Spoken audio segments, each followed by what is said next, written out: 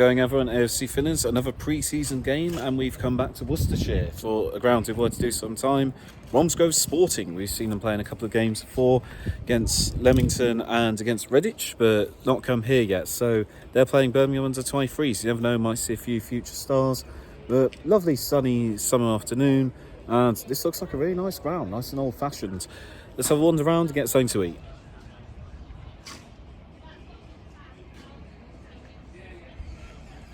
Bad at all.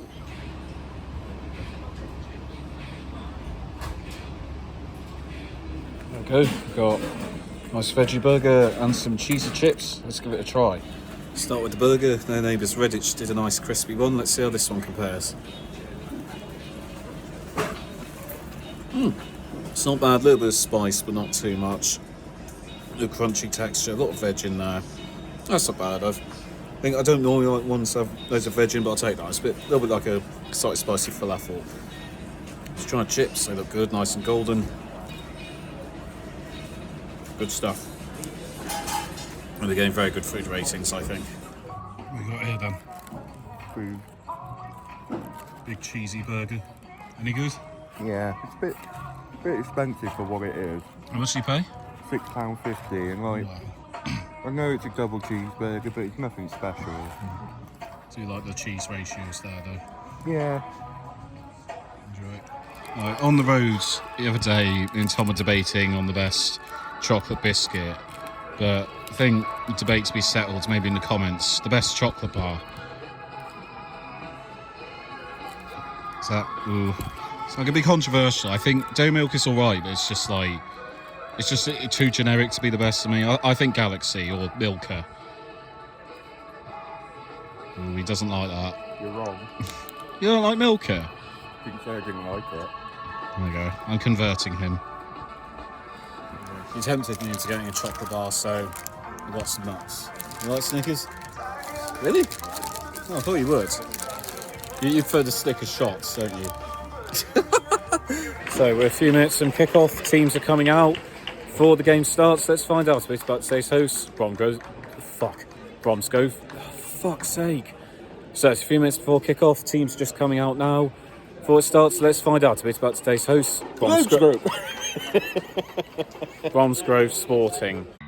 Bromsgrove Sporting were founded in 2009 after a consortium was put together to save Bromsgrove Rovers, a club who in the 1990s had been in the conference. After the original Bromsgrove had gone into administration, Bromsgrove Sporting would take their place, with a ruling that no individual could own more than 10% of the new club. Bromsgrove Sporting achieved promotion in 2013 to the Midland Football Combination Premier Division, and the next year they won the Smedley Cook Memorial Cup. They had finished second for 3 successive years, and in 2017 they won the league, going unbeaten. They then went on to win the Midland Football League at their first attempt, joining the Southern League system and also winning 2 Worcestershire senior urns in a row. They were promoted again in 2019 via the playoffs, but the other side of lockdown saw them battling relegation. They have been around the bottom of the Southern League Premier Division central table since, but are hopeful of soon improving their fortunes. Overall, they've won 1 Smedley Cook Memorial Cup, 1 Les James Challenge Cup, 1 Midland Football League Division 1 title, 2 Worcestershire senior urns, and 1 Midland Football League Premier Division. So those are our hosts, Bromsgrove Sporting. Let's have a look inside their home, the Victoria Ground. Come on, you don't care.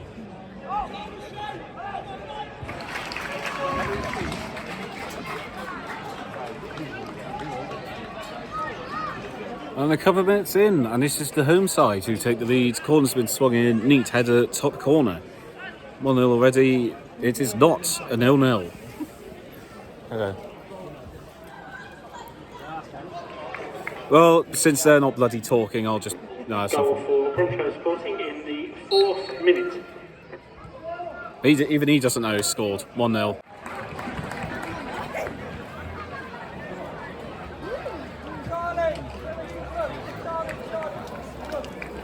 Another cross, another header, another goal. 2-0 to Bromsgrove. I think it's fair. Birmingham they're not been very good at all, have they, Ash? Haven't shown much. The number 8's been impressive, but apart from that, not a lot on show. No, I don't think so either. I think it's a deserved lead, and nice to have a bit of a goal fest as we come towards the end of pre-season. Bromsgrove 2, Birmingham U23s 0.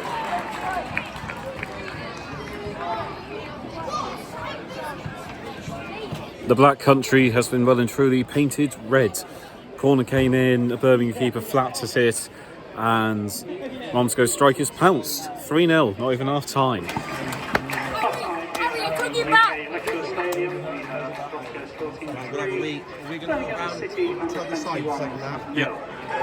Half time, 3-0 to Bromsgrove, and very much deserved. It truly has been men against boys, figuratively and literally. But yeah, never been in doubt for Bromsgrove. Birmingham have had a couple of chances towards the end of the half. Maybe we can sweep changes to get something back out of it. But I think Bromsgrove will be very much ending their pre-season on the high. Half-time 3-0. Do you want to tell them what you just did? Okay. We'll wait till tomorrow. I'm not filming this tomorrow. If this ends up being true, I'll go laugh. So basically, Cheltenham are going to sign an experienced striker. We don't know who it is at the moment. And all Cheltenham fans have been going on about all summer is Charlie Austin. And someone posted Charlie Austin again. And I basically put that meme of Patrick from SpongeBob going, no, this is Patrick. And one of those bots on Twitter has like caught onto it and thought that we're signing someone called Patrick from Sutton now. So if it ends up being him, fair play. I think it's going to be Charlie Austin. Collection. Matchday programmes, I like this. There's a lovely bit of FA Cup heritage. And let the second half commence. Oh my God, that was unbelievable. That's like Maradona. Well, I don't know where Birmingham do get it back into. I'm not sure his name, but number 10, he's got an absolutely sensational solo run, carved the Bromsgrove defence like a pumpkin, and he's tucked it incredibly into the top corner. I think we may have seen another goal of the season contender in pre-season. Birmingham got something to show for it, 3-1.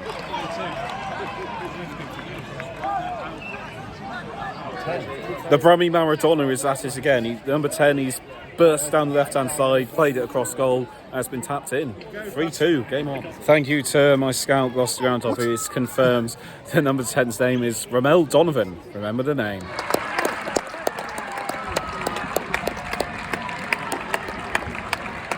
Time score here at the UK Electrical State. Full time, and Bromsgrove do see out the victory, so a morale-boosting victory over the Birmingham Youth.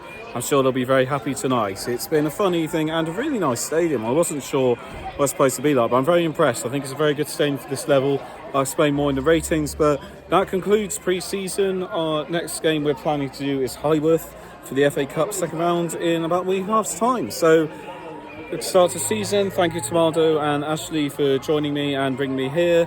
Time to rate the experience. So we will start off with the welcome, and not necessarily the most engaging club I've been to. There were like members of staff who were friendly, but I really didn't get to chat to as many people as I have at other clubs around here. It wasn't necessarily as easy to engage, but like a bit like Didcot, no hostility or anything. It just didn't feel like there was many people to chat to, but that's okay. There's some clubs I've go to, there's loads of people you can chat to, some there's not. There's definitely a community there, but we kind of felt you just turn up, go in and leave. They weren't maybe welcoming you with open arms as much, but like I said, not hostile, just not an incredible welcome, but at least the ground is well maintained, so you do feel like there's a lot of care, and I'll go into that into the ground rating. I don't think there's too much to say about the welcome. No hostility at all, but it's not exactly welcoming with open arms either, so I'll probably give the welcome a 4 out of 10. Food and drink, I thought it was a really, really good selection of food they had, and as well as that, it was really tasty. Very nice burger and chips filling, and multiple vegetarian options. That's amazing for any club, let alone a non-league one. You had a veggie roll or a veggie burger, and you could get chips, so well stacked. I needed to get my dinner there and had absolutely no issues with that. And there were about 3 or 4 different food kiosks around the ground, which I think is incredible. They had like, sort of tuck shop, a bar outside, and also an inside bar. So they've definitely put a lot of effort into making sure there's good food and drink range available. So I really respect that. It's not easy at this level, but they've obviously thought it through really well. So good quality food, good variety, and plenty of food and drink darted across the ground. So I think they've done superb here. Food and drink gets a 9 out of 10. Stadium, I think for this level, it's absolutely superb. I looked up images and wasn't quite sure based on them, but no, I think it's absolutely fantastic. You've got multiple areas where you're sheltered, one really cool stand, reminds me a little bit of that one at Redditch, also a big one behind a goal that's sheltered. So I think anyone can go anywhere and be happy with it. You're sheltered whether you're behind the goal or on the touchline, and it's very well maintained. It wasn't too dusty. It definitely made sure it hadn't lost its soul. Like I was saying with the food rating, they made sure that there was food and drink kiosks everywhere, not just in one specific area. And everywhere had a really good view with a nice sunset in the background. So I think it's a very well thought out ground and very well maintained. For this level, it's absolutely superb. I do think it's one of the best grounds I've been to below the National League. So I'll probably give the ground a 6 out of 10. And finally, value for money, I think this was maybe a bit of a negative one. Not majorly, it was just like when we went to food kiosk, there was that big board you saw that said how much the food costs, but it was actually a little bit more expensive. They said there was a new catering company where the prices were different. And it wasn't the fault of the members of staff who were serving food, I just want to make that clear. But the club really should have taken that board down and said what the food costs. If it turns out it doesn't actually cost that much, it's kind of a no-brainer to... if people see a price saying the food costs that, that's what they expect. So a little bit of work to be done there. I got Tom's down a coffee and burger and chips for a tenner. I think that's probably a little bit too much, but £6, it's only £1 more than normally is for a pre-season game. I'm not going to complain too much about that. So they just need to think a little bit more about, if you're going to present how much it is, make sure it's right. Some things cost a tiny bit more than they should have, but nothing go lose sleep over. So I'll probably give the value for money a 7 out of 10. So thank you, Bromsgrove, another club in the Black Country, West Midlands kind of area done. That was a really nice club and a really nice ground. I definitely thoroughly recommend it to people. And that concludes pre-season. We've got some more games coming up soon. If you'd like to see more days out like this, you can support my Patreon by clicking on the link in the description for as little as £1 a month. Please consider doing so. Any support you give will be much appreciated. Thank you all for watching. I've been AFC Finners. See you next time and stick with us as we go ground to ground. AFC Finners out.